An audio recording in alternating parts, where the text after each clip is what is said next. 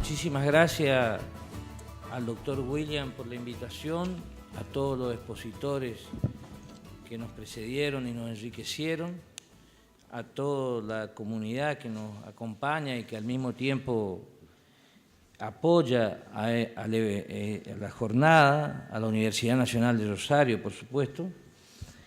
Y bueno, voy a hacer un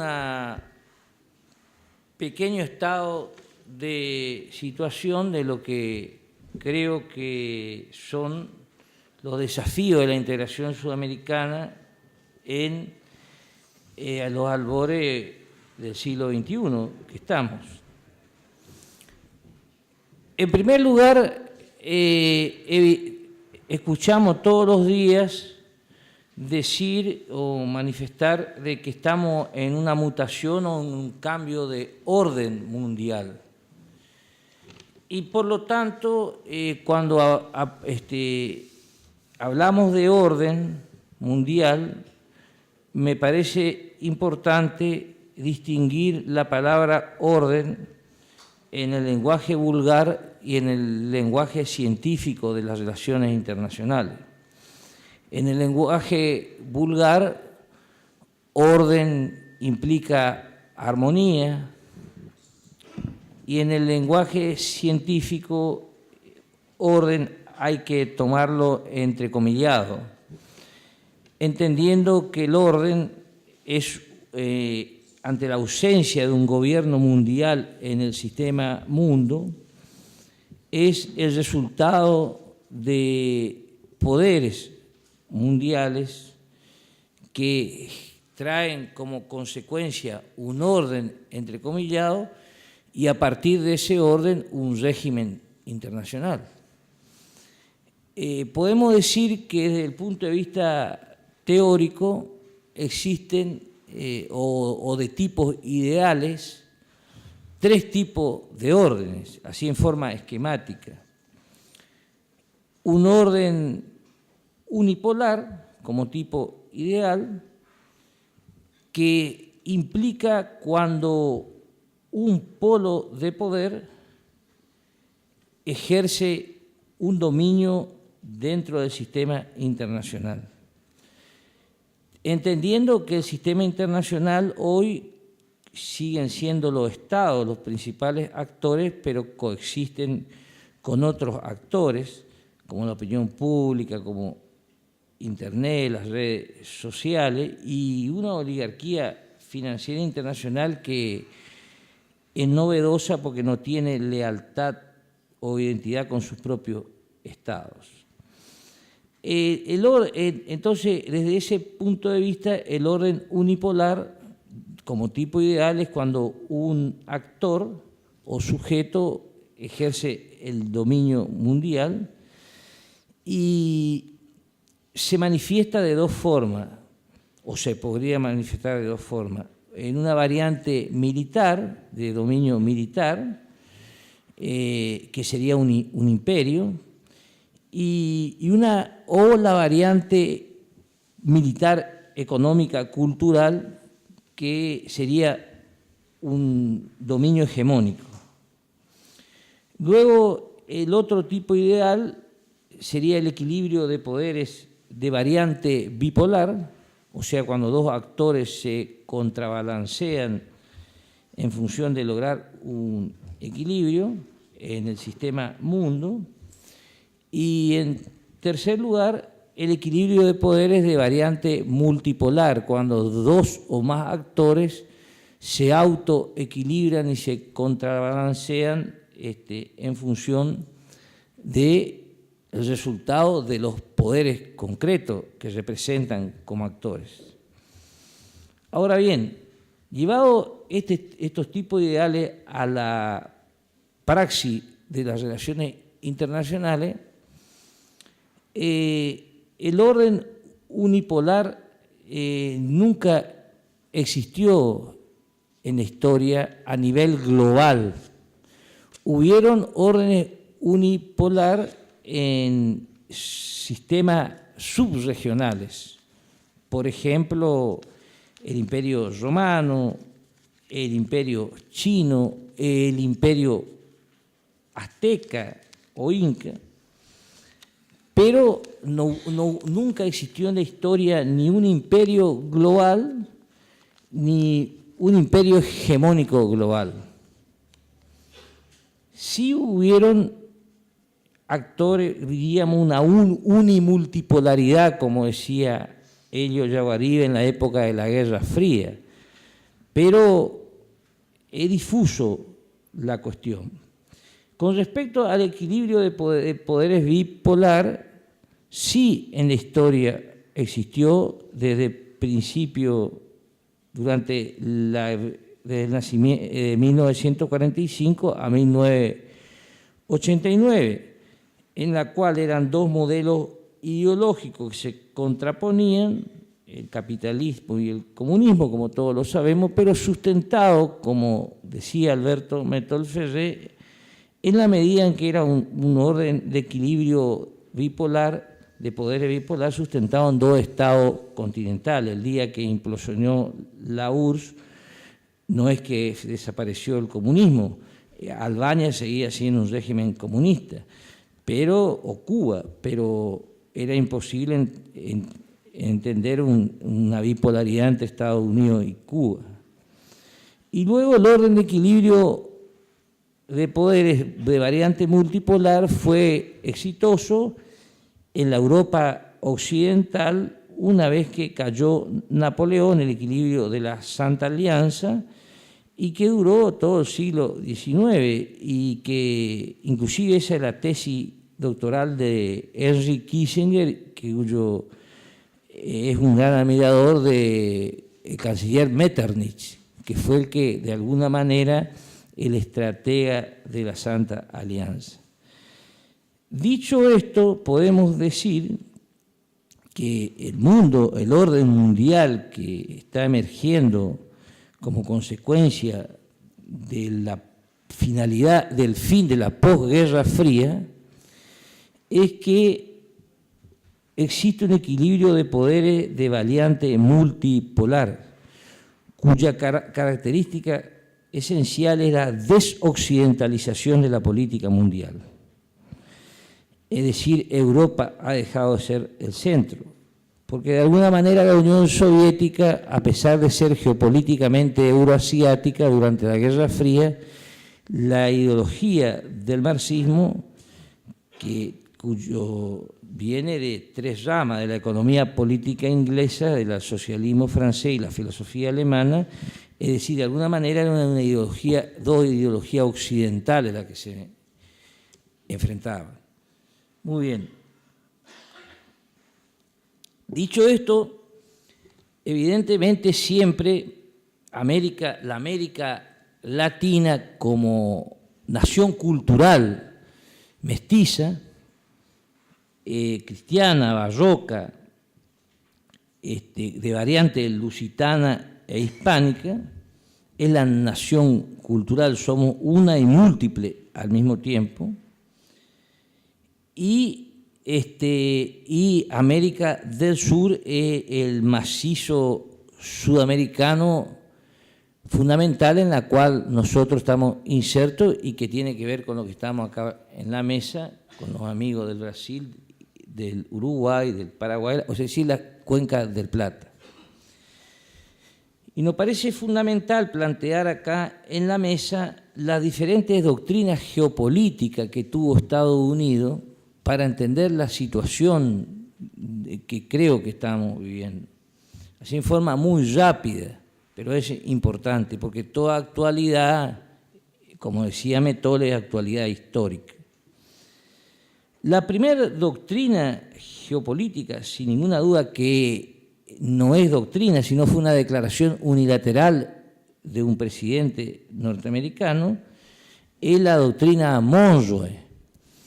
En la doctrina Monroe, mal llamada doctrina, porque reitero fue una declaración unilateral en el Congreso norteamericano, fue en verdad una respuesta de Monroe a las pretensiones inglesas en relación a la América hispánica. No y que luego quedó el mito. Hay un libro de Carlos Pereira que se llama El mito de la doctrina Monroe, como una doctrina de preservación de Estados Unidos hacia América, que en realidad no fue tal, porque a tal punto que Estados Unidos en 1831 bombardeó la isla Malvinas antes que los ingleses se apoderen. Eso es un hecho que no se dice o que se conoce muy poco. Inglaterra se apodera en 1833, pero bombardearon en 1831 Estados Unidos las Malvinas, es decir, de alguna manera fueron los primeros que rompieron con su propia, entre comillas, doctrina. Eso lo manifiesta muy bien Carlos Pereira. Y luego la segunda doctrina, en relación siempre al mundo y a América hispánica, es la que sostiene el propio nacimiento de la América del Norte, y lo manifiesta más explícitamente el periodista Sullivan, que es la doctrina del destino manifiesto. Es decir, Estados Unidos está destinado, en 1838, está destinado por la divina providencia a regir los destinos de la humanidad. Esto ya nos retrotrae a los padres fundadores de la nación norteamericana, que plantean la nueva Israel o la ciudad de la colina. En verdad, esta doctrina hace que en el fondo, más que una geopolítica, Estados Unidos siempre practica una teología política. Somos el bien contra el mal. Está muy bien explicado esto en la frase de Bush, hijo, cuando la cuestión del terrorismo. Luego la tercera doctrina es la doctrina de cuando se produce la conquista al oeste. Estamos hablando ya entre el principio, segunda mitad del siglo XIX, cuando Estados Unidos logra la unidad territorial, que es la de Frederick Turner, la importancia de la frontera en la historia de los Estados Unidos. Es decir, la época del cowboy. Y esto implicó lo que Estados Unidos nazca como primer estado bioceánico continental industrial de la historia, ya en la segunda mitad del siglo XIX y con la Guerra de Secesión. La cuarta doctrina nosotros la encontramos ya en la doctrina Mahan, de Alfred Mahan, profesor en West Point, y que plantea la importancia del mar en la política mundial, y que es muy importante luego que la primera vez que Estados Unidos lo aplica fue en la guerra hispano-norteamericana en torno a Cuba. Y para nosotros es muy importante porque ahí Estados Unidos pasa de cowboy a marine, se apodera de Cuba como protectorado, de la Filipina, de Guam, o sea, se expande al Pacífico, con Mahan como teórico doctrinario, y José Martí dice: conozco al monstruo y ha llegado la hora de la segunda independencia, y crea el Partido Revolucionario Cubano, es decir, es nuestro último libertador, porque él habla de la segunda independencia en términos de nuestra América, como se habló acá. Es muy importante esto porque él escribe y fue cónsul, que se sabe muy poco, de Argentina, Paraguay y Uruguay. Fue un diplomático de la patria grande, precursor de la gran generación del 900. Inclusive rodó el Ariel, es también una consecuencia de la guerra hispano-norteamericana en torno a Cuba. Y el presidente que llevó a cabo la política de Mahan es Teodoro Roosevelt, la famosa política del Big Stick, hablar despacio pero con un garrote en la mano. Y tuvo una cosa que importante que, como para tener en cuenta, fue premio Nobel, Roosevelt. Luego encontramos la quinta doctrina, que es la doctrina Spigman, que Nicolás Spigman, que escribió en el año 41 Estados Unidos frente al mundo, en la cual, en el fondo, es la influencia de Mackinder, es el control de Eurasia, que es el centro decisivo de la política mundial, dividir a Europa, en el fondo, con los Greenland, que eso es lo que Méthode Ferré después lo plantea en forma solitaria hace unos años, y diríamos visionaria, que es lo que está pasando hoy, que Estados Unidos necesita una Europa dividida a través de Inglaterra y a Asia controlarlo vía Japón. Y no dejar, esto lo plantea muy bien en ese libro, que América Latina se industrialice. O sea, la doctrina Monroe siempre estuvo vigente en forma implícita en la política norteamericana. Quiero decir que la doctrina Monroe es muy importante porque inmediatamente que ha sido una respuesta a Inglaterra, también fue luego una respuesta a Bolívar, que estaba planteando el unionismo hispanoamericano y el Congreso de Panamá, a tal punto de que Estados Unidos manda de embajador a John Poinsett, y lo primero que hace Poinsett es hacer colgar el cuadro de Montezuma en su oficina, es decir, que retoma el viejo indigenismo como ideología de la balcanización, no el indianismo en el sentido de la nación latinoamericana, que se inició, la leyenda negra lo iniciaron Inglaterra, Holanda, y lo retoma Estados Unidos con Poinsett. Inclusive Vasconcelos lo explica muy bien en su libro Bolivarismo versus Monroísmo. Esta doctrina, que fue la que ejerció Estados Unidos durante toda la bipolaridad, fue luego suplantada en época de la posguerra fría con la doctrina globalista de Clinton, es decir, generar una alianza de libre comercio mundial, que hoy es lo que cuestiona Donald Trump, y que unimultipolar, es decir, combinar el comercio y de vez en cuando las bombas.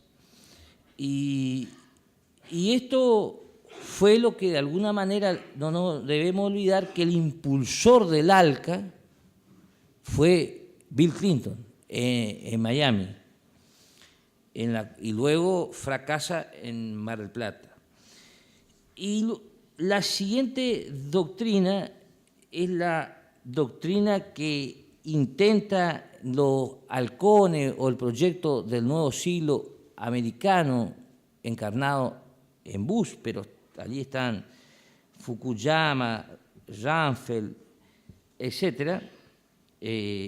Y en esa doctrina el enemigo es, entre comillas, la doctrina de la guerra preventiva, me refiero, el terrorismo.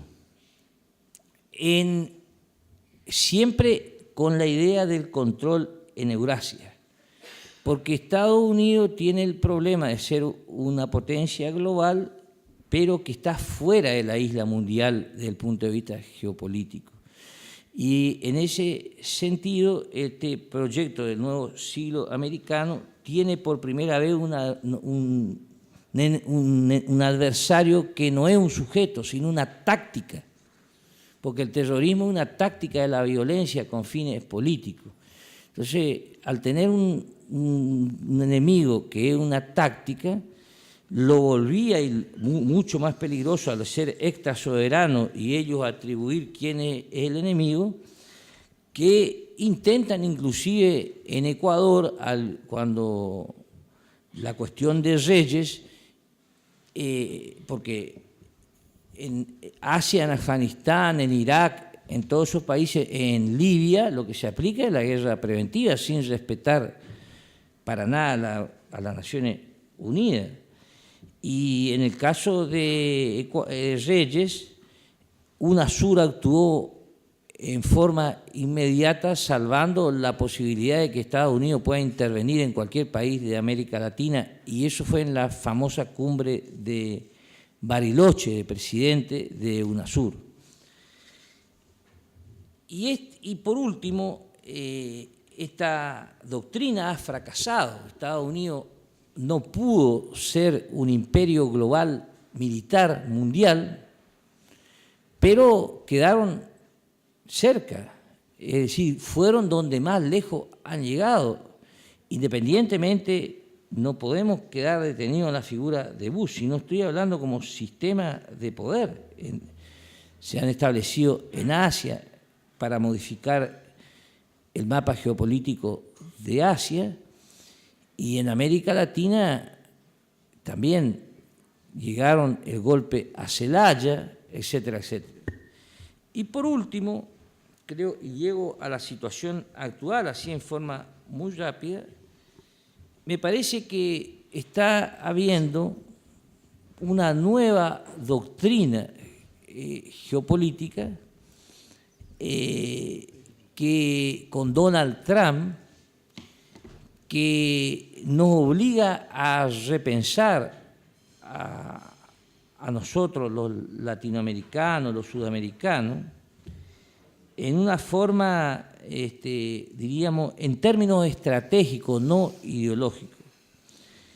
Y pienso que Estados Unidos ahora apuntaló lo que no decía en la doctrina de la guerra preventiva. El adversario es China. En la cumbre del Helsinki, Donald Trump y Putin hicieron una especie por lo menos es lo que se desprende de los acontecimientos, algún tipo de pacto sin que implique que Rusia sea socio de Estados Unidos. Son las reglas de una multipolaridad en la cual hay que contrabalancear poderes, porque China es el adversario económico concreto de los Estados Unidos, y lo vemos, hay una guerra comercial evidente. No es que existe una bipolaridad en la cual hay una sociedad en todas las dimensiones, como lo plantea, en mi opinión y con todo respeto, Jorge Castro, que habla de una bipolaridad China-Rusia.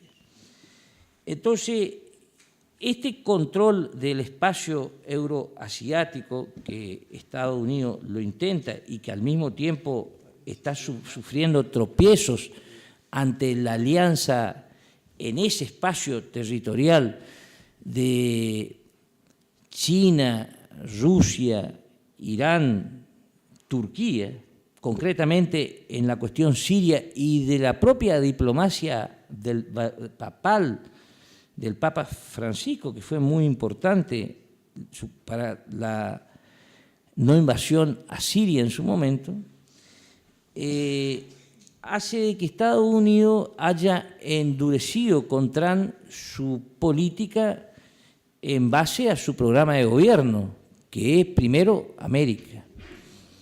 Y eso repercute en nosotros porque hay una revitalización de la doctrina Monroe con nuevos rostros. Esta revitalización de la doctrina Monroe, que además lo vienen diciendo, ya lo decía John Kerry en el anterior gobierno y ahora lo dicen implícitamente, lo acaba de decir el perro rabioso, conocido como perro rabioso de Mattis, el secretario de Defensa de los Estados Unidos. Me parece que se manifiesta en tres ámbitos y con esto termino.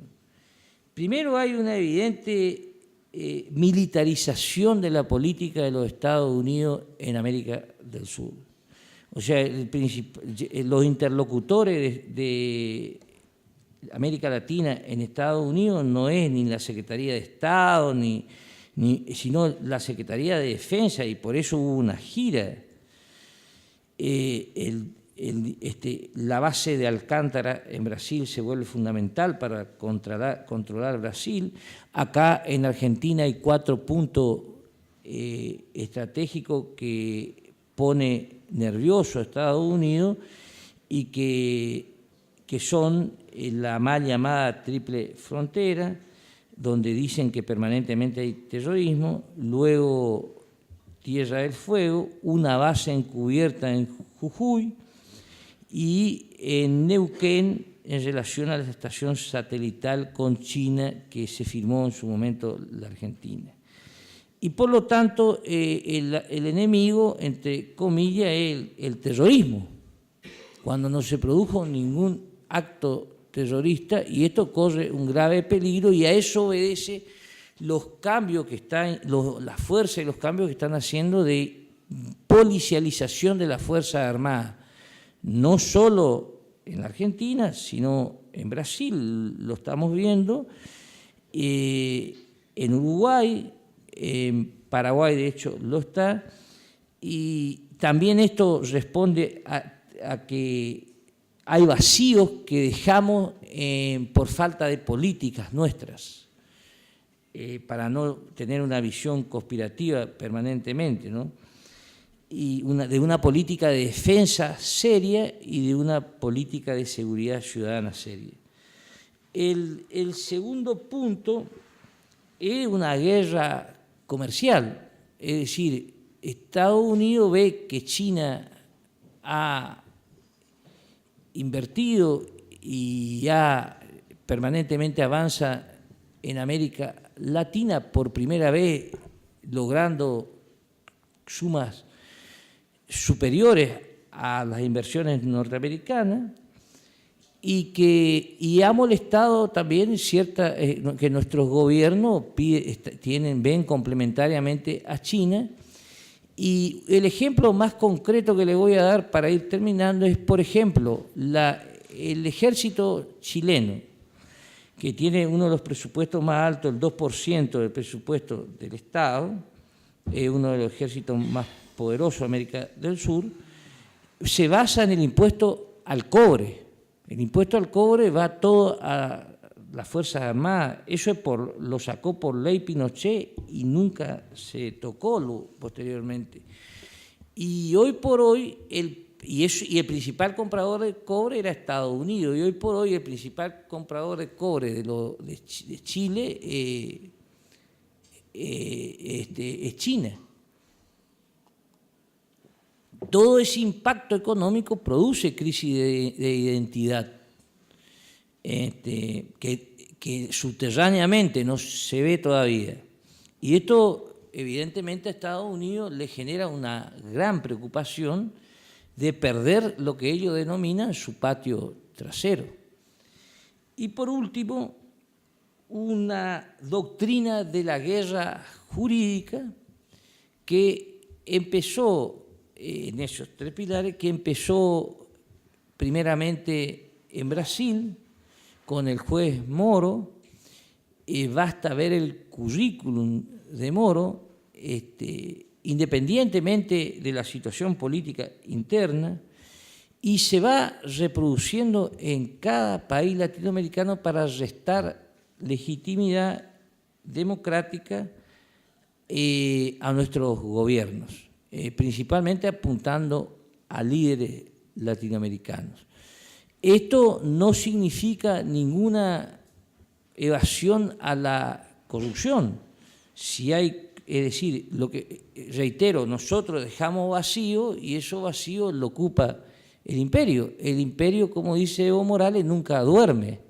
Entonces, acá en la Argentina, al no haber una ley de financiamiento de los partidos políticos, al no haber un control de los juegos de azar, de los casinos, y así sucesivamente, se dejan esos vacíos que ocupa el imperio.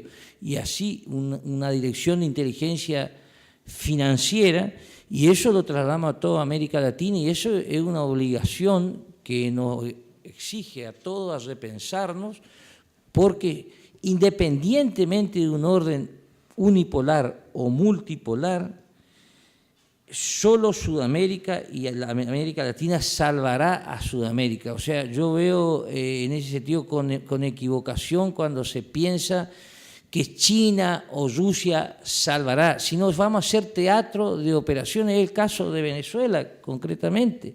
Vamos a hacer teatro de operaciones, como ocurrió con Cuba en su momento, del orden multipolar, de una orden multipolar cerrado.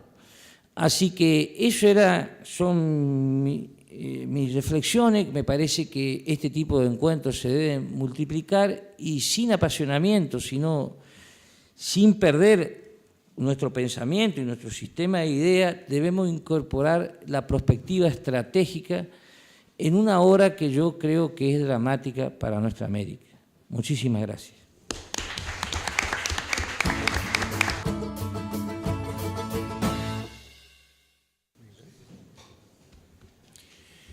Bueno, muchas gracias a los organizadores por invitarme a participar de estas jornadas, especialmente muchas gracias a Roy Williams.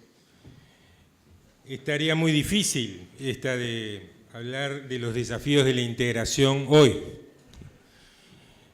Vivimos tiempos de restauración oligárquica e imperial en la mayor parte de nuestra América, y esa restauración va acompañada, como en todos los tiempos contrarrevolucionarios de nuestra América, de desintegración latinoamericana. Eso desde la balcanización que sucedió a la primera independencia hasta la situación actual, la descomposición de UNASUR, la descomposición del Consejo Sudamericano de Defensa, la parálisis y reducción del Mercosur, etc.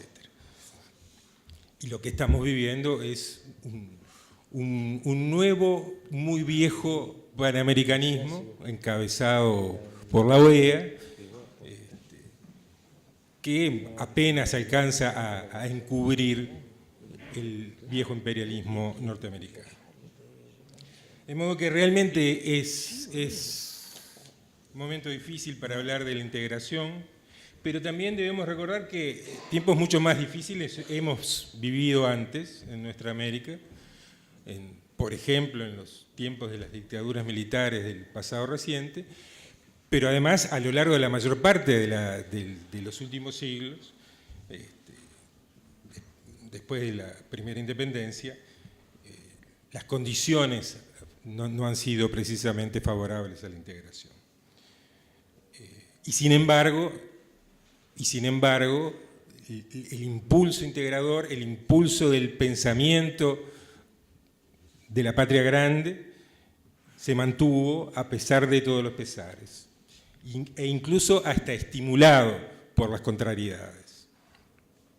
Ahora bien, como hizo Miguel, creo que para analizar los desafíos que enfrentamos, aquí en América Latina y específicamente en la Cuenca del Plata, en el Mercosur, necesitamos una comprensión global. Vivimos tiempos de redivisión imperial. Vivian Trías decía que cuando una potencia capitalista hegemónica pero declinante enfrenta a potencias capitalistas ascendentes, se produce una redivisión imperial, un reparto del mundo y sus riquezas, como ocurrió del modo más dramático en el siglo XX con las dos guerras mundiales. No necesariamente esa redivisión imperial debe ocurrir a través de guerras mundiales. Puede ocurrir y podría ocurrir, pero sería la opción más dramática, porque la existencia de las armas de destrucción masiva evidencian que sería suicida para las propias potencias protagonistas y para la humanidad en su conjunto. Ahora, no es la única forma en que se puede producir la redivisión imperial. Puede también ocurrir a través de una secuencia de guerras periféricas limitadas, como una especie de guerra mundial por etapas, como es que dice,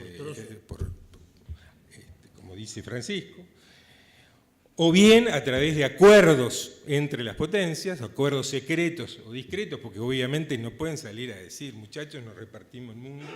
Eso contraviene todo todas las normas del derecho internacional, o bien por una combinación de guerras periféricas limitadas con acuerdos secretos, que creo que es exactamente lo que está pasando de modo muy evidente en Siria, no solamente en Siria, pero del modo más dramático y más claro en Siria, donde hay una zona rusa con bases militares rusas, hay una zona militar norteamericana con bases militares norteamericanas y donde unos y otros no se meten en el territorio de los otros, a pesar de que en el resto del territorio sirio pase cualquier catástrofe.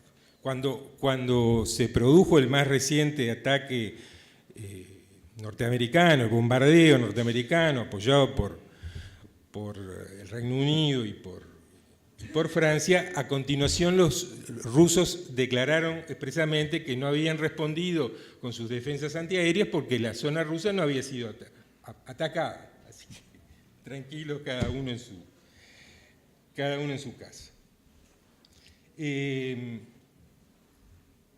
De otro modo, podríamos decir que estamos viviendo un tiempo dominado por el conflicto entre el complejo industrial militar financiero norteamericano y los complejos militares industriales financieros centrados en China y en Rusia, respectivamente.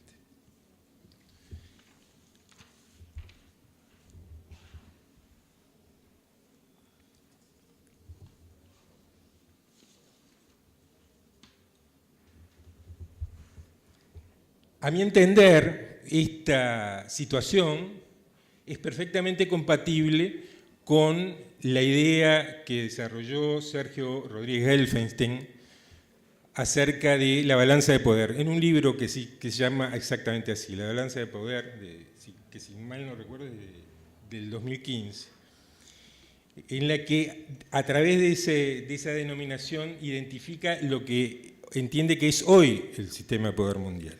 No un sistema unipolar, no un sistema bipolar como el de la Guerra Fría, pero tampoco un sistema multipolar en el sentido retórico con el que se emplea la palabra, con el que nosotros mismos a veces la usamos, aludiendo a la esperanza de un mundo inclusivo, incluyente, sino un sistema cerrado, de multipolaridad cerrada, que esencialmente es protagonizado por Estados Unidos, Rusia y China. Un sistema que implica competencia limitada y cooperación entre las potencias, y que tiene dos rasgos fundamentales. Uno es el que le da nombre al sistema, que consiste en que cuando una de las potencias crece demasiado y amenaza tragarse a las otras se juntan para equilibrar la balanza. Tan simple como es. El otro rasgo es la relación de las potencias con la periferia. Las potencias colaboran entre sí para evitar que cualquier nuevo aspirante ingrese al club exclusivo de las potencias, que es como me gusta a mí llamarle a este sistema, porque me parece más gráfico para nosotros que somos periféricos.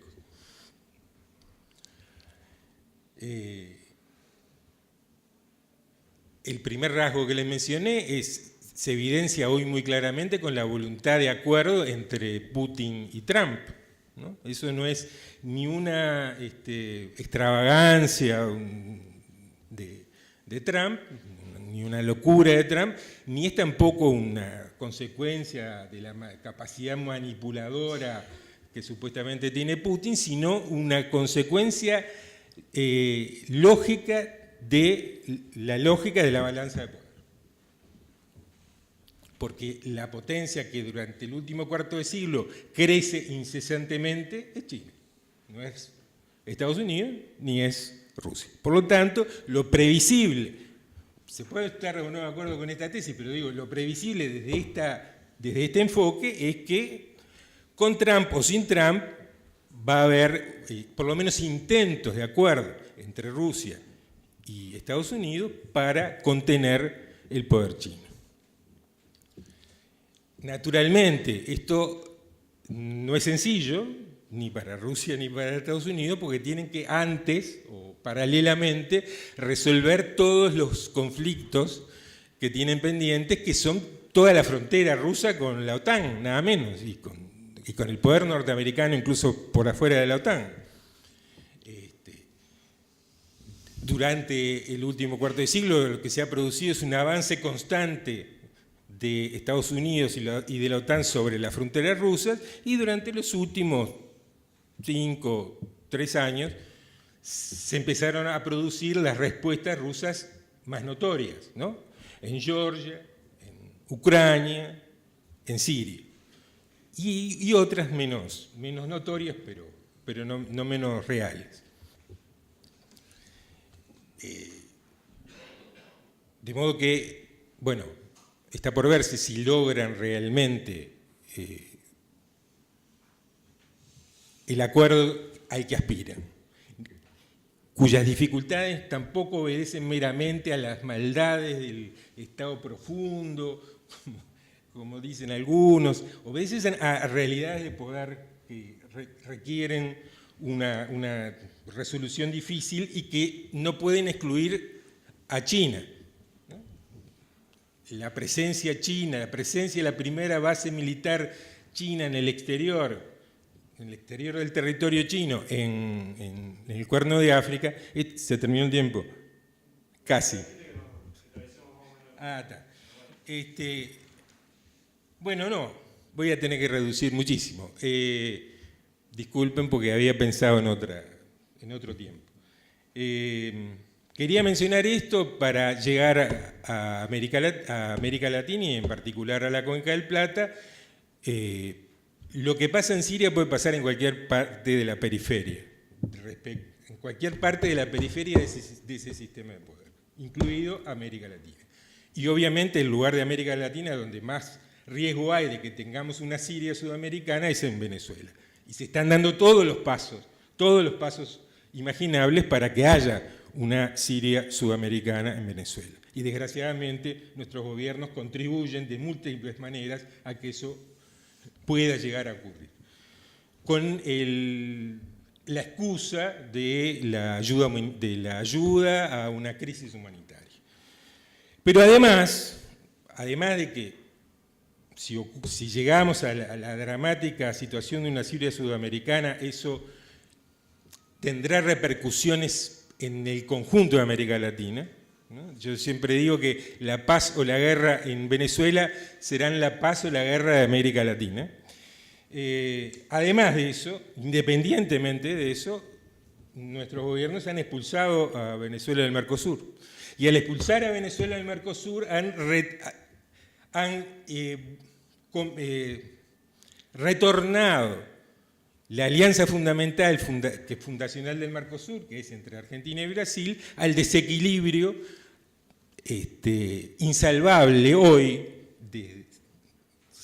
sin la incorporación de un elemento equilibrante como era Venezuela, entre esos dos poderes sudamericanos.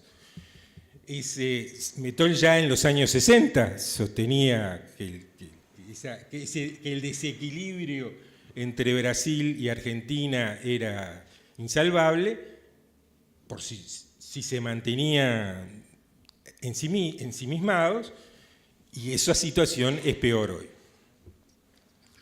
En realidad yo quería terminar, ¿tengo un minuto más?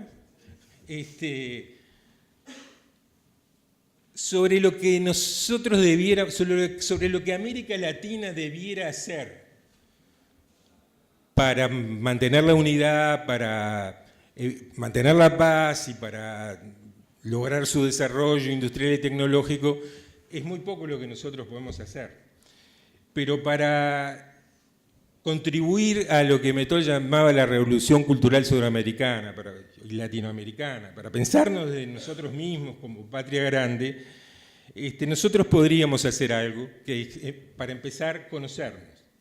En las muchas actividades que tenemos en la Fundación Vivian Trías, donde felizmente cada tanto nos acompañan argentinos, brasileños y otros, siempre estamos aprendiendo a conocernos y siempre estamos aprendiendo a reconocer lo insuficiente de nuestro conocimiento mutuo.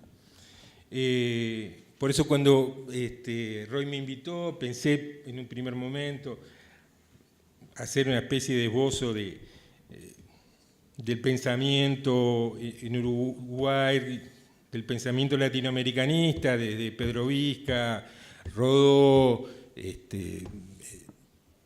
Carlos Quijano, Ardao,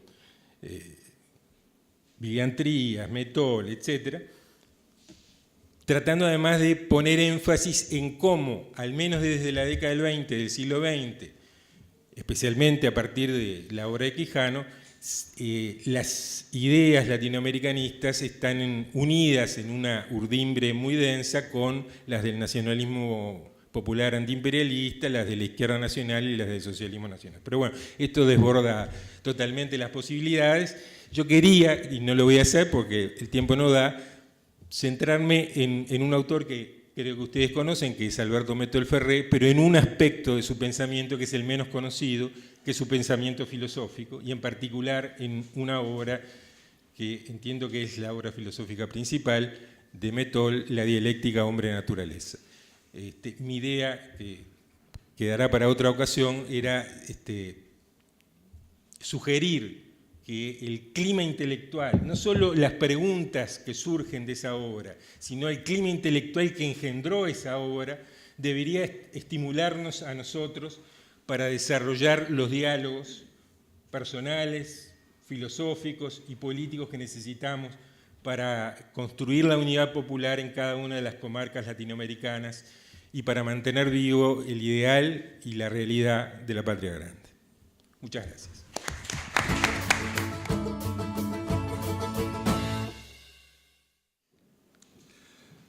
Creio que é consensual acá a necessidade de nossa unidade. Nós todos temos claro que desunidos continuaremos explorados, dominados economicamente, politicamente, culturalmente. Em Brasil, repito sempre que a Constituição brasileira, esta mesma Constituição que está sendo vilipendiada em este momento, desobedecida nas mais diversas formas, estabelece em seu capítulo que trata das relações internacionais que o objetivo do Estado brasileiro é constituir uma comunidade sul-americana de nações, com tudo o que isto representa. Então, hoje, o governo golpista de Brasil está mais uma vez desobedecendo nossa própria Constituição.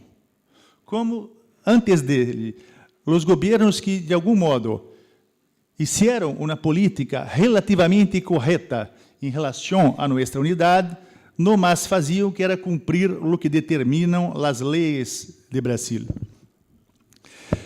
Já que existe entre nós a compreensão da necessidade de nossa unidade, caberia uma pergunta: por que todos esses anos, séculos de independência, não conseguimos construir uma unidade mínima, com muito pequenos períodos de avanços, como imediatamente anteriormente estávamos vivendo? Também creio ser consenso entre nós o conhecimento de que nossas independências não foram revoluções nacionais, que nossas classes dominantes eram colonizadas, são colonizadas, permanecem colonizadas e provavelmente assim serão pela eternidade. Então, a pergunta que nos apresenta, a grande questão para nós, já que é necessário nossa unidade, é como podemos construí-la. No momento que, como apontaram os oradores anteriores, amigo Luiz Vignolo, e já a pressa me fez obrigar o agradecimento aos seus organizadores, ao generoso convite de meu irmão Roy Williams, Gustavo, todos que trabalharam e trabalham na organização deste tão importante evento, que deve ser repetido em vários pontos de nosso território. Não deve ser apenas um ponto de partida, né? Deve ser continuado, ampliado e fortalecido, divulgado. Hecho isto, reapresento a pergunta, né? Como superaremos este momento difícil em que estamos, talvez, mais ameaçados do que qualquer outro momento histórico, para que se cumpra o viejo plano de nossos inimigos, de nos dividir cada vez mais? Em Brasil, por exemplo, tenho receio, não só em Venezuela, e Venezuela é fronteira, né? Que um resultado eleitoral que não é impossível abra caminho para a convulsão social em Brasil. Corremos este sério risco, não tenho dúvidas disso. É muito preocupante. Como, então, em este momento extremamente difícil que vivimos, e há uns 6, 7 anos, parecia que não teníamos mais este tipo de risco, pelo contrário, avançávamos a passo acelerado num processo de unidades, e rapidamente o império e as classes dominantes locais e pádias a seu serviço construíram esta situação de caos, né? O que eu sei que se vive em Argentina é caos, em Brasil é caos, né? O incêndio de museu, há anos havia denúncia na imprensa de risco de incêndio, então a não prevenção é prova da forma como vem sendo tratado o Estado Nacional brasileiro, né, com as privatizações, com as vendas a preço de liquidação de ativos estatais muito importantes, os cortes de verba em saúde, educação, essas coisas todas. Então, repetindo, como podemos iniciar a reversão desta situação e avançar rumo à retomada do processo de unificação, de unidade, sem os riscos de retrocessos cada vez mais fortes? Porque se sempre retomamos o processo, sempre que avançamos, a violência contra o processo é redobrada e é mais forte. Em meu ponto de vista, e estou sendo extremamente, não diria corajoso, mas me falta outro termo, porque estou falando adiante de meus mestres em esse processo de unidade, meus maestros. Temos algumas condições extremamente necessárias para construirmos este processo, que é a história, a geopolítica, a ideologia e a política. Lembro acá, a obrigação de andar rápido nos faz olvidar algumas coisas, que todos os autores que tratam de tema nos demonstram que, a vezes, para fazer uma unificação, é necessário a criação de um mito fundacional, a criação. Estados Unidos fizeram isto com muito sucesso. Nós outros não precisamos. Já somos historicamente unificados. O brasileiro Gilberto Freire, que não por acaso é muito ouvidado em Brasil, tem um livrito que trata da unidade, que nós outros somos todos espanhóis. E, indicado por meu maestro Marcelo Gúdio, leí um livro de um autor português, iberista, Oliveira Martins, que trata da história da civilização ibero-americana. 2 livros pequenos, mas que demonstram que lá na origem éramos os mesmos. E acá, repetindo, nossa mestiçagem é a mesma. Nossa geografia é prosseguimento. Nossa geografia humana e nossos inimigos são historicamente os mesmos. E nossas classes dominantes são igualmente crueles. Então, temos esses 4 elementos que apontei, que considero necessários à retomada de um processo de unificação. Em vários momentos de nossa história, alguns desses elementos já foram exercidos, como, por exemplo, o nacionalismo econômico. Acá, em Argentina, com a industrialização, com Perón, em Brasil, com Getúlio, com a siderurgia, com a Companhia Vale do Rio Doce. Mas faltavam todos os elementos. Nossa história necessitamos de revisionismo, mas hoje temos já as condições. A geopolítica, ao contrário dos geopolíticos que repitem as ordens, praticamente, dos estadunidenses, como os nascidos em Brasil, Golbery, Couto e Silva e Meira Matos, que são, até hoje, considerados os grandes geopolíticos de Brasil, mas que defenderam, e digo defenderam porque já morreram, né? Uma geopolítica de interesse dos Estados Unidos e que transforma Brasil em mero subimperialismo, com base em la burguesia paulista. Ao contrário desta geopolítica, temos, desde Bolívar, o desenvolvimento de uma geopolítica que Marini identificou como geopolítica de la integração, e cuja aplicação prática generou em Brasil, por exemplo, a Petrobras. A maior empresa da América Latina, a Petrobras, que é tão forte que seu primeiro presidente, Horaci Magalhães, era um adversário de sua criação, e que agora, depois de uma violenta campanha midiática orquestrada em las agências de inteligência dos Estados Unidos, uma pesquisa mostra que 70% da população brasileira é contra a privatização da Petrobras. Ela é tão forte, até hasta inconsciente, profundo do povo brasileiro.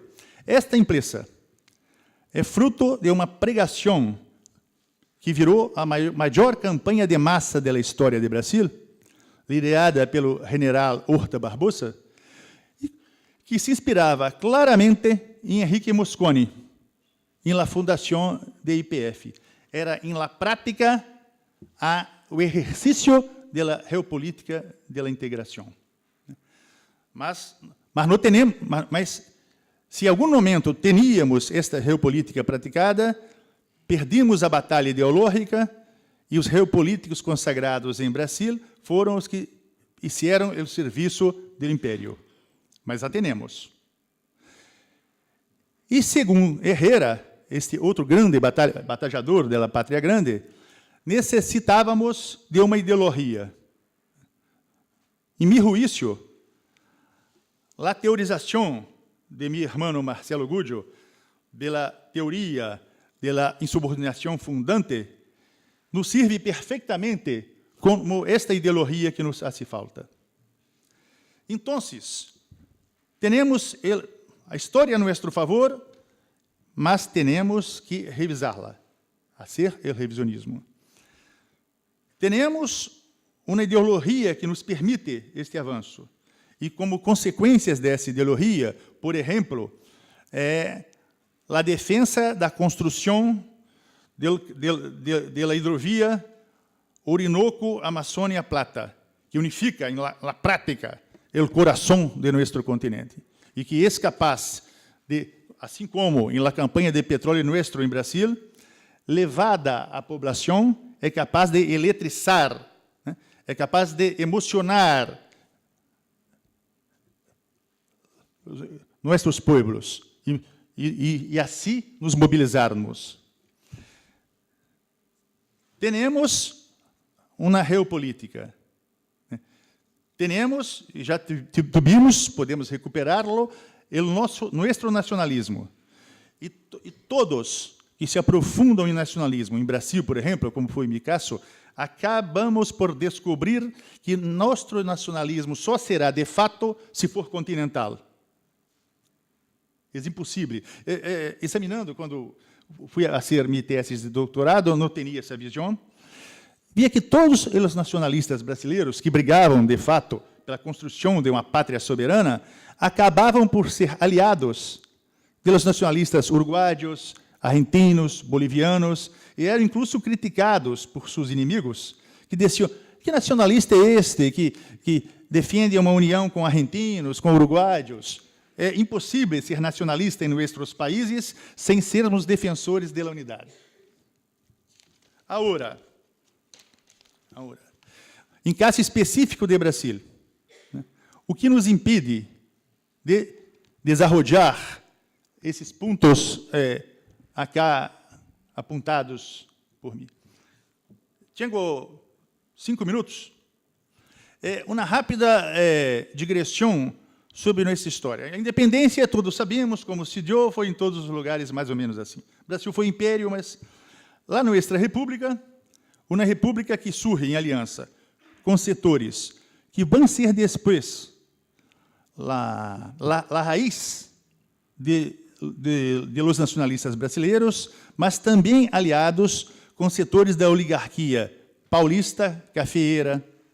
E, em segundo momento, esta oligarquia se alia com setores derrotados do império e assume o poder da república.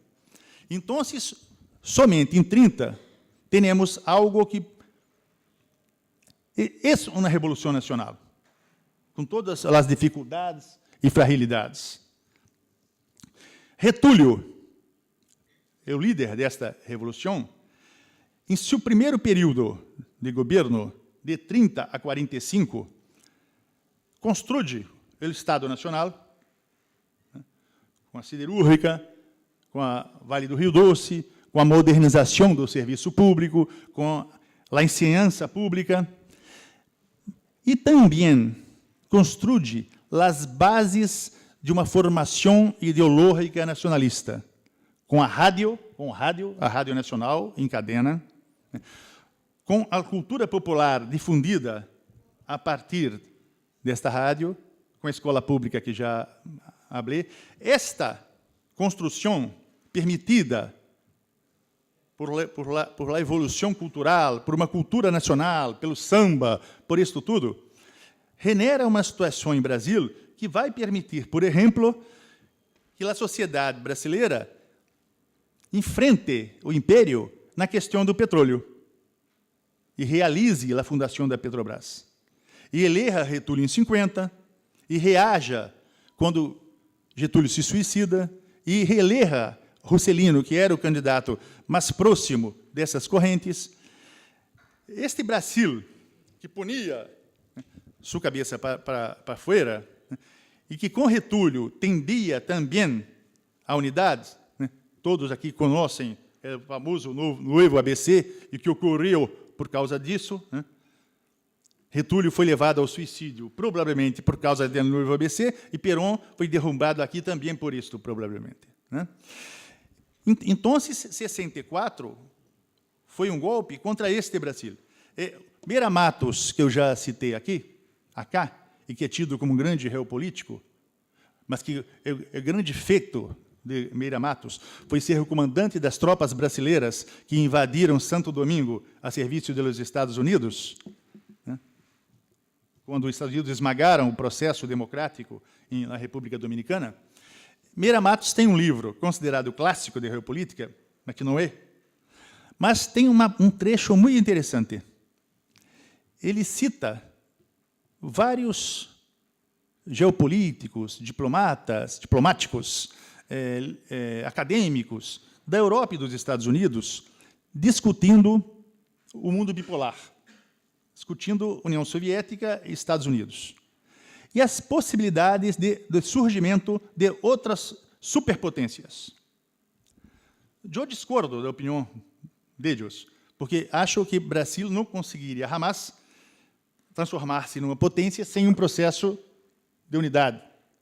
Mas eles, esses expertos europeus, estadunidenses, apontavam todos eles 3 possibilidades de nova superpotência: a Europa unificada, a China e Brasil.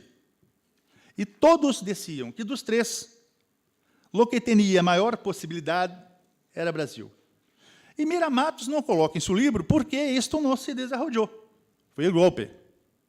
O Brasil venia desde 30 um processo de crescimento, e aconteceu o golpe, e, para concluir, e os brasileiros, eu falei aí com algum amigo, que nós estamos na situação de alguém que maneja um coche e tem que trocar pneumático com coche em movimento.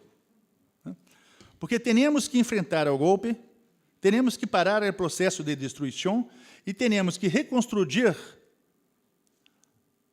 ideologicamente o Brasil.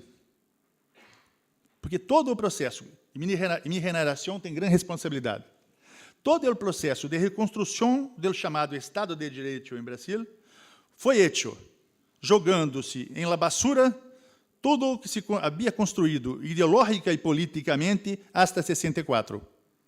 Minha geração aprendeu que Getúlio era um ditador fascista. Hoje, isso começa a ser repercebido, mas estamos pagando o preço.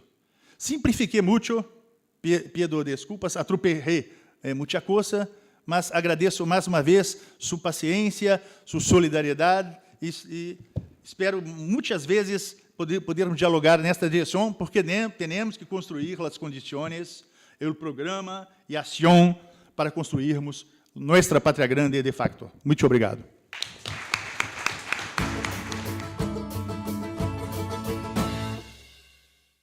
Los que estamos acá no es que nos conocimos hoy acá, en esta mesa tenemos los 4 muchos años de conocernos, muchos años de pensar juntos, de discutir y de pelearnos también, ¿no es cierto?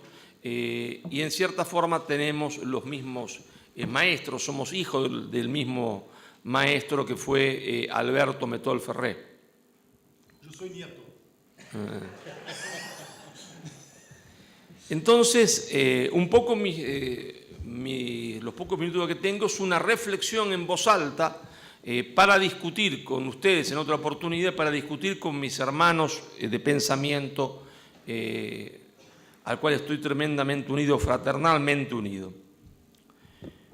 Miguel Barrio es una exposición brillante sobre las doctrinas políticas de los Estados Unidos.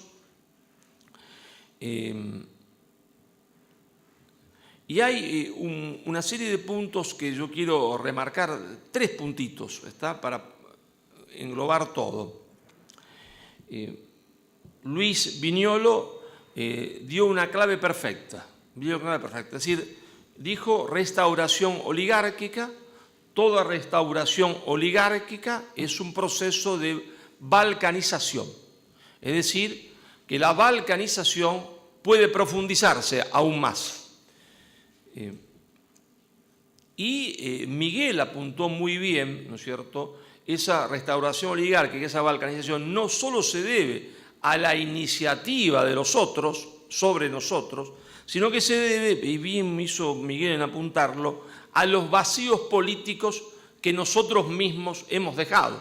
Si los otros avanzan o se aprovechan de los errores que nosotros cometemos para poder avanzar.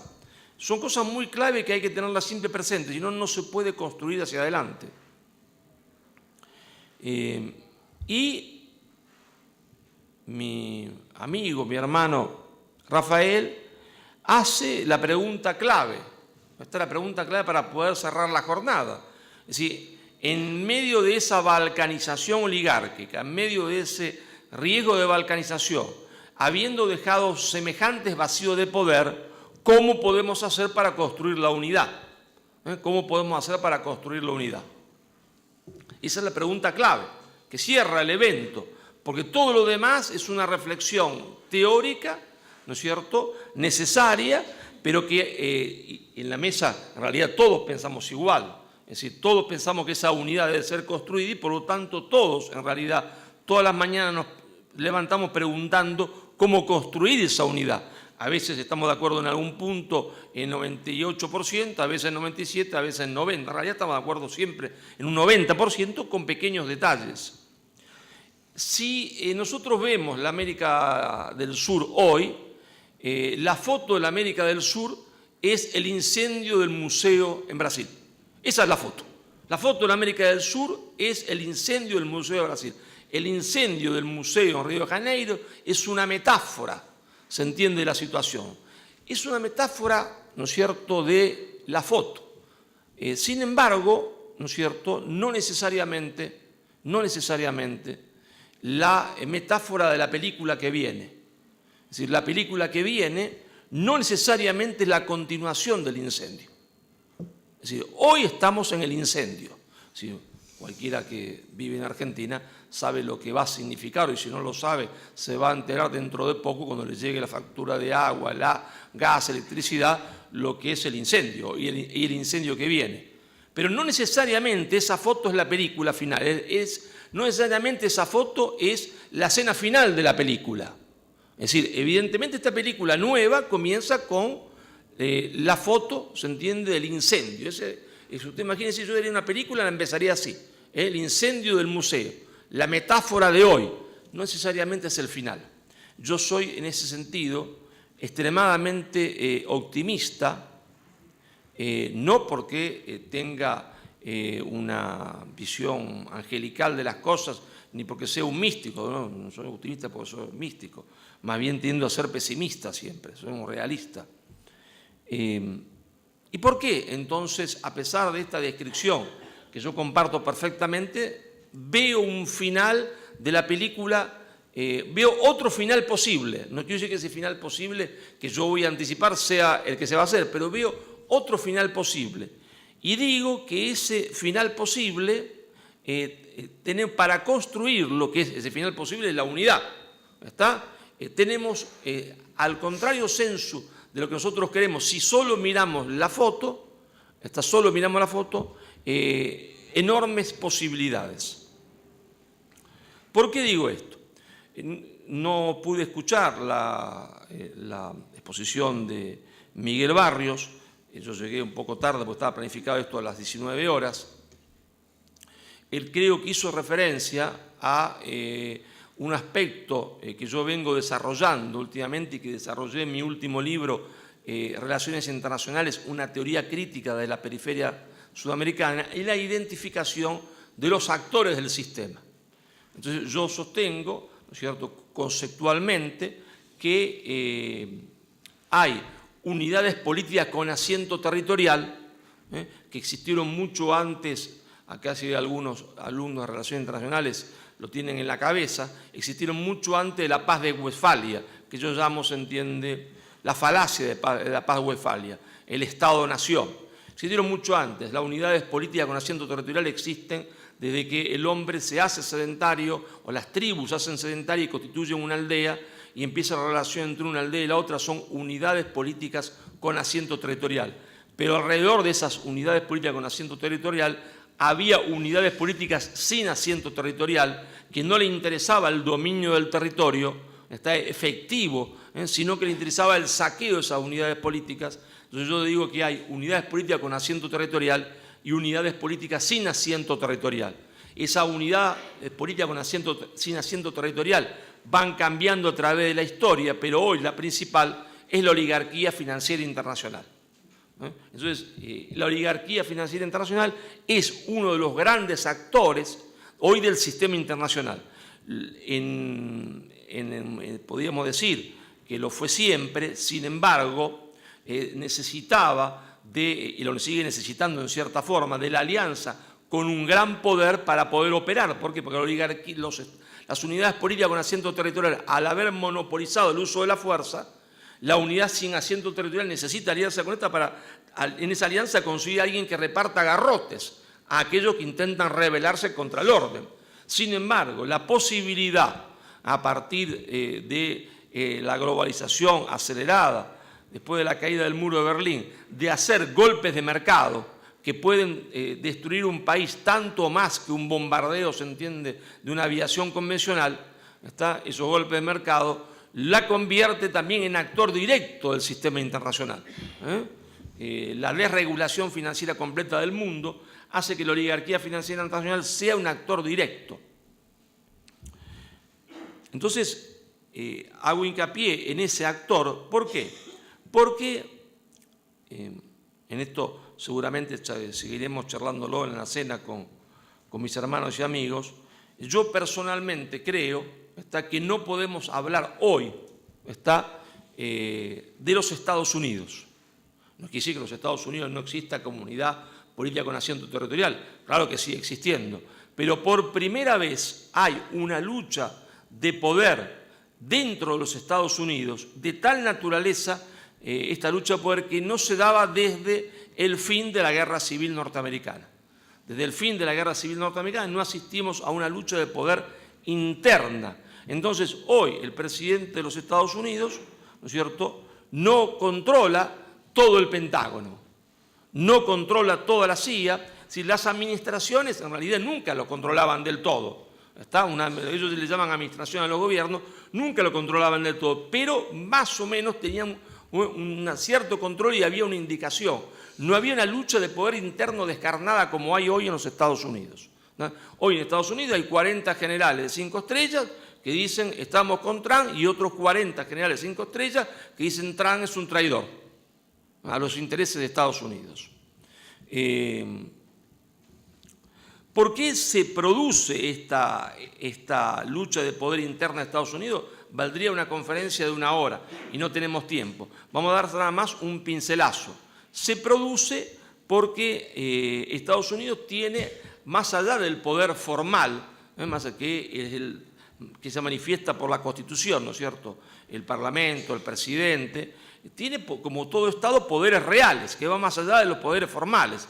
El Pentágono, el complejo industrial militar, el complejo financiero, el complejo mediático, la industria clásica de los Estados Unidos construida después de la Guerra Civil y el complejo político, que en algunas ocasiones conduce a todos estos, en algunas se alía con algunos otros poderes y en algunas ocasiones alguno de estos poderes se alía contra, se entiende, quien conduce políticamente y lo asesina. Por eso decía, se entiende, Alberto Moniz Bandeira, ¿no es cierto?, ellos nos acusan que acá hay golpe de Estado, nosotros deberíamos acusar lo que ellos no hacen en golpe de Estado, ellos directamente, decía Alberto Moniz Bandeira, matan a un presidente, es producto de la lucha de poder interno. Pero la agudización de esta lucha es mucho más importante que lo que hemos visto con anterioridad, porque en la década del 70 se produce un fenómeno nuevo en la historia de Estados Unidos, que es el comienzo de su desindustrialización. Es decir, gran parte de la industria norteamericana comienza a irse al Asia, Corea del Sur, Taiwán primero, después con el arreglo entre Kissinger y China se va a planificar estratégicamente que se trasladen a China. Ese arreglo incluyó el retiro norteamericano de Vietnam, es decir, Kissinger es el gran arquitecto de la geopolítica y de la oligarquía financiera internacional, y el poder que representaba el complejo militar que era el Pentágono acepta ese traslado industrial. ¿Por qué la acepta? Porque toda mentira tiene un contenido de verdad. Le dicen al Pentágono que el poder pasa por la tecnología de punta, lo cual era exactamente así. El poder iba a pasar por la posesión de tecnología de punta, entonces que desprenderse de la industria clásica no implicaba una disminución del poder norteamericano. Y el Pentágono acepta este traslado. Sin acuerdo del Pentágono no había ese traslado. Claro, la burguesía norteamericana obtiene en el Asia una plusvalía que jamás se había soñado, ni en los mejores manuales ultraortodoxos, ¿no es cierto?, del gran maestro nefasto de Chicago, Milton Friedman, habían soñado con una plusvalía semejante, porque en Asia no pagaban nada. Y entonces ese traslado se acelera con el traslado después a China, pero claro, al cabo de un tiempo comienza a verse que hay un efecto al interior de Estados Unidos. El efecto al interior de Estados Unidos es que todo proceso de desindustrialización, nosotros lo conocemos por experiencia propia, ¿no es cierto?, provoca un desclasamiento social. Hay millones de personas que no tienen más trabajo. Los Estados Unidos los ponen como trabajadores a muchos de estos tipos que están desclasados socialmente. Lo ponen como trabajadores porque ahora el señor recoge pelotitas, entiende, de tenis, de dos burguesas paquetas que están jugando al tenis y que si él las mira un poco mal lo echan. ¿Está? Eso no es un empleo, mentira. Es un tipo que trabajaba en una fábrica de John Deere haciendo máquinas y que ahora recoge pelotitas de tenis y dos mujeres paquetas que están jugando, se siente con una minusvalía gigante, no porque esté recogiendo la pelotita de tenis de las mujeres, lo mismo se siente cuando recoge la pelotita de golf de dos burgueses paquetes, porque el tipo era un empleado, tenía un sueldo, tenía un salario fijo, tenía la seguridad de que cada mañana iba a tener trabajo y ahora cuando mira mal al tipo que está con el palito de golf, lo echan. Y hay 40 millones de personas así. Cuando, ¿no es cierto?, una parte del poder militar norteamericano se da cuenta que esto es así, dice, esto hay que cambiarlo, hay que reindustrializar Estados Unidos.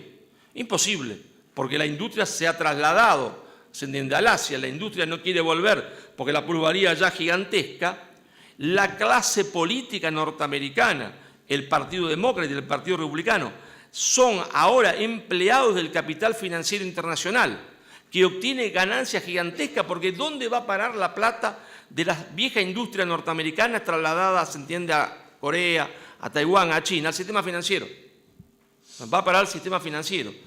Retroalimenta a la oligarquía financiera internacional, que a su vez retroalimenta a la clase política norteamericana. Ustedes lo pueden ver en mi libro, no hay un presidente norteamericano que no sea rico, de entrada o después, porque cuando no es rico de entrada, lo hace rico la oligarquía después. Es decir, Clinton se va ciertamente con deudas de la Casa Blanca, pero inmediatamente empieza a hacer una conferencia por semana como cachetada de loco, diciendo cualquier pelotudez, en el Citibank, en el Morgan, y por cada conferencia cobra entre $300.000 y $500.000.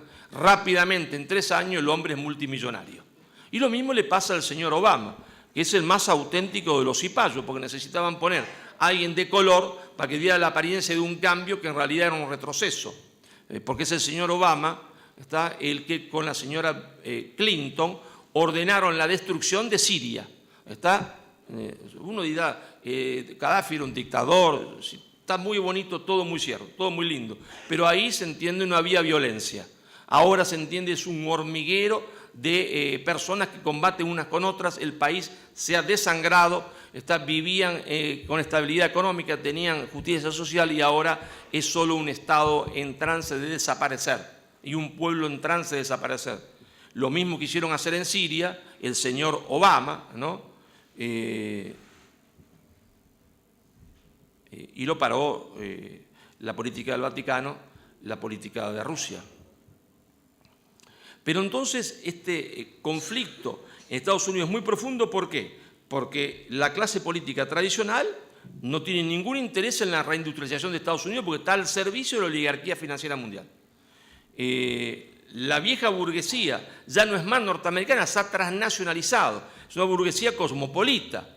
No es más la vieja burguesía, no es más el tipo que nosotros teníamos en la cabeza, que era el creador de, ¿no es cierto?, de Ford, Henry Ford, con un Winchester en la fábrica. No es ese tipo, ¿verdad? Es una burguesía transnacionalizada cosmopolita. Y entonces, eso hace, ¿no es cierto?, que la pequeña burguesía todavía norteamericana remanente en Estados Unidos, la que no pudo o no quiso trasladarse, más un sector del Pentágono, que no sabemos medir cuánto es, engendre la figura de Donald Trump. Donald Trump es la expresión de eso. Entonces es un emergente y no es interesante por él, sino por lo que representa, porque encuentran este emergente que es Este sector es lo único que puede encontrar alguien multimillonario que pueda financiarse a sí mismo su propia campaña. No es que les gustase mucho, hubiesen preferido otro personaje y no encuentran otro. Pero expresa esto, expresa un intento del viejo nacionalismo norteamericano de reindustrializarse, de recobrar, se entiende, el poder dentro de Estados Unidos. Ahora, como digo yo siempre, ¿no es cierto?, nosotros no somos norteamericanos y nos interesa un corno, se entiende, estar contra o contra Trump, porque acá automáticamente, como pasaba en la Segunda Guerra Mundial, se convierten los intelectuales argentinos, ¿no es cierto?, ¿no?, en aliadófilos o germanófilos. Nosotros somos neutrales. Válganos, nosotros no queremos meternos en la pelea de ninguno. Como decía Luis Alberto Herrera, somos neutrales porque entrar, se entiende, en la pelea entre esos es como entrar en una jaula donde se pelean dos leones. Después no comen a nosotros. No entre usted a la jaula donde se pelean dos leones, porque el que va a salir cobrando es usted. No entre. Entonces, pero sí nos interesa, ¿qué cosa? Que ese conflicto se va a agudizar. Se va a agudizar porque se agudiza un conflicto entre la oligarquía financiera mundial y el gobierno norteamericano. Se agudiza un conflicto entre la clase política clásica y esta nueva que intenta a través de Trump surgir. Pero ese conflicto entre la oligarquía financiera mundial y este viejo nacionalismo norteamericano que intenta su reconstrucción, que no quiere decir que sea bueno para nosotros, si ganasen, no quiere decir que si ganan ellos nos va a ir mejor, yo no estoy diciendo eso. También tiene que ver con el conflicto con China, porque el conflicto con China quiere decir del viejo nacionalismo norteamericano, dame las fábricas que eran mías, ponela de nuevo acá. Y entonces los norteamericanos le ponen o vuelven a su vieja política de proteccionismo. Los Estados Unidos fueron la patria del proteccionismo económico. Durante 100 años fueron la patria del proteccionismo económico. Después de recién de la Segunda Guerra Mundial, se convierten en los paladines del libre comercio porque ahora ya el proteccionismo no les servía para nada. Y nos lo quisieron imponer a nosotros a los bombazos. Digo a los bombazos porque amenazaron con bombardear y estuvieron a punto de bombardear Buenos Aires 2 veces si no hubiese sido por el veto de Getúlio Vargas en el año 1944 y 1945. Entonces ese conflicto se agudiza, ¿no es cierto? Estados Unidos le pone aranceles a los productos industriales chinos. ¿Cómo le contesta a China? Que demuestra que mi tesis es correcta, Estados Unidos está desindustrializado. Le poniendo aranceles a los productos agrícolas norteamericanos. Lo único que exportan son o bienes militares o productos agrícolas. Se parece a la Argentina. Entonces le ponen aranceles los chinos a la soja, a los productos, a la carne del cerdo. Es decir, Estados Unidos eso es lo que exporta, salvo productos militares, no exporta otra cosa. Es un país que se está convirtiendo en un país tercermundista si no fuese por el complejo militar industrial. Eso que fue lo que causó la reacción. Entonces, ese conflicto se va a agudizar. Y entonces es ahí cuando toda la intelectualidad argentina, ¿no es cierto?, empieza a derramar lágrimas, ¿se entiende? Todos los economistas en TN, en el canal de la Nación, hay el conflicto con China, Estados Unidos, lo que nos puede afectar. No nos afecta un corno, nos favorece. ¿Por qué nos favorece? Porque siempre que hay un conflicto en el centro hegemónico del poder mundial, aumenta el margen de maniobra de las periferias. Entonces, yo no soy un malvado, no, soy un realista. Me alegro de ese conflicto, porque me da una posibilidad a mí, y yo, la caridad bien entendida empieza por casa, me da una posibilidad a mí porque me aumenta el margen de autonomía. En su desesperación intentan lo que dice Viñolo, nuestra militarización, pero eso es porque están desesperados, están desesperados en su pelea con China, una parte del poder, no sabemos si todo el Pentágono o una parte, pero eso porque están desesperados. O sea, hay una crisis profunda en la estructura hegemónica del poder mundial, pero las crisis no duran para siempre. Las crisis en un momento determinado se solucionan, porque un poder se impone sobre otro o porque llega a una cohegemonía. O uno derrota a otro o llegan a pactar, si bueno, ya está listo, basta. La guerra no se puede continuar más, ¿no es cierto?, como fue esa famosa guerra de los 30 años, ¿no es cierto?, en Europa, Padre Westfalia, ya está, ya nos peleamos 30 años, muchachos, hay que pactar. Entonces, esto se va a terminar, pero mientras que no se termine y va a durar entre 15 y 25 años, es nuestra oportunidad para realizar lo que yo denomino nuestra insubordinación fundante. Es decir, para realizar, antes lo intentamos en un momento determinado, realizar una insubordinación fundante desde el Brasil, lo intentó Vargas del 30 al 45 y después en su vuelta ganando la elección, lo intentó Perón del 43 al 55, lo intentó retomando con su último aliento de vida en la década del 70. Un proceso de insubordinación fundante implica el rechazo ideológico del orden establecido por la potencia hegemónica, más un adecuado impulso estatal, ¿cierto? Pero esa insubordinación fundante ya Perón lo había intuido también antes, ¿no es cierto?, el gran peruano Aya de la Torre. Individualmente es imposible. Nuestra única alternativa es una insubordinación fundante sudamericana, no latinoamericana, no porque no querramos, sino porque tenemos que, como nos enseñó Perón, hacer un núcleo de aglutinación que nos permita consolidar la América del Sur para tirarle un salvavidas a la América Central y a México, obviamente, no porque uno quiera dejar ese espacio hispanoamericano, iberoamericano, latinoamericano afuera, sino porque tiene que realizarlo por parte. Entonces, esta lucha en la estructura hegemónica del poder mundial nos habilita a nosotros, está como nunca antes, al contrario de cuando creía que estábamos avanzando, para realizar nuestro proceso de insubordinación fundante, porque la crisis de ellos se va a agudizar internamente y se va a agudizar con China. Entonces nosotros vamos a tener un margen de maniobra para realizar esa insubordinación fundante, ¿no es cierto?, que nos conduzca a la unidad de la América del Sur. Pues solo va a haber insubordinación fundante si es sudamericana. Individualmente ninguno podría resistir por sí solo. Es aquello que Aya de la Torre llamaba el Estado antiimperialista. Por eso decía lo más importante de todo es la unidad. De la unidad después le damos un contenido. Ahora, claro, ya terminamos, no me censure. Me deja... la pregunta sigue siendo siempre la misma. ¿Cómo podemos realizar esta insubordinación fundante? ¿Cómo podemos realizar la unidad? Bueno, la primera cosa es tener claro cuál es el panorama. Es decir, estamos muy preocupados por el incendio, que es la foto, pero sabemos que podemos construir un final distinto. Si no sabemos esto, entonces no tenemos voluntad para hacerlo.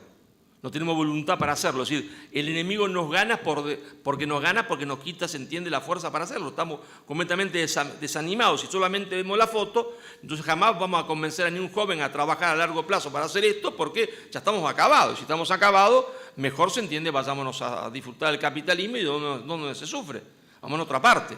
Entonces, lo primero es esto, clarificar que sí la posibilidad existe y que estamos en condiciones de realizarla. Y después, la primera batalla de todo es siempre la ideológica, es decir, es la descolonización cultural. Por eso la exposición de Ana esta mañana, todas se entiende brillante porque apuntan a eso, ¿no es cierto?, a la descolonización cultural, sacarnos de encima la subordinación ideológica.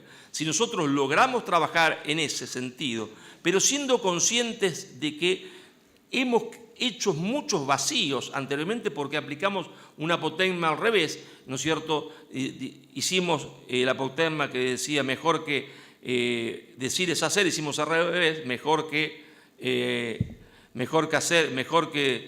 hacer es decir, y por eso se entiende un hombre como Miguel Barrio, que es el mayor experto en Argentina, ¿no es cierto?, en materia de defensa, nunca fue convocado seriamente a lo que se estaba formando para charlar de defensa seriamente y hacer de esa institución que estaba en Buenos Aires y en Ecuador algo sólido. No, al contrario, lo persiguieron, lo echaron, ¿se entiende?, y no lo llamaron nunca. Lo escuchaban una vez y lo rechazaban. Entonces, nosotros estamos en las mejores condiciones de hacer nuestra propia insubordinación fundante. Tenemos entre 15 y 25 años, por eso insto a los jóvenes a la reflexión. Podrán estar de acuerdo con lo que dice Miguel, con lo que dice Luis, con lo que digo yo, o rechazarlo. Lo importante primero de todo es la discusión, de esta gran discusión, es cierto que yo creo que tenemos condiciones para poder clarificarla, pero estoy dispuesto siempre a todo tipo de debate, de esta gran discusión.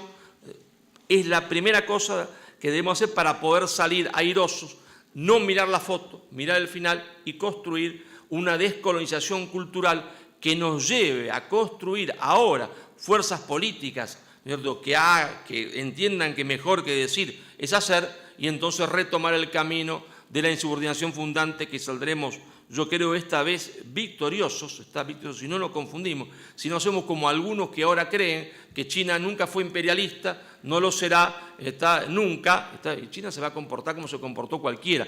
Quiere hacer de nosotros lo mismo que hizo Inglaterra. Los chinos no son malos, los ingleses no son malos, ellos hacen su juego, yo tengo que hacer el mío. Y el mío es no dejar, se entiende, que ellos hagan lo que ellos quieren hacer, es decir, el mío es no cambiar de collar, porque pasamos del collar Borbón español al collar inglés, del collar inglés al collar norteamericano, y yo no quiero pasar del collar norteamericano al collar chino, quiero que dejemos de ser perros. Entonces, muchas gracias, hagamos nuestra insubordinación fundante.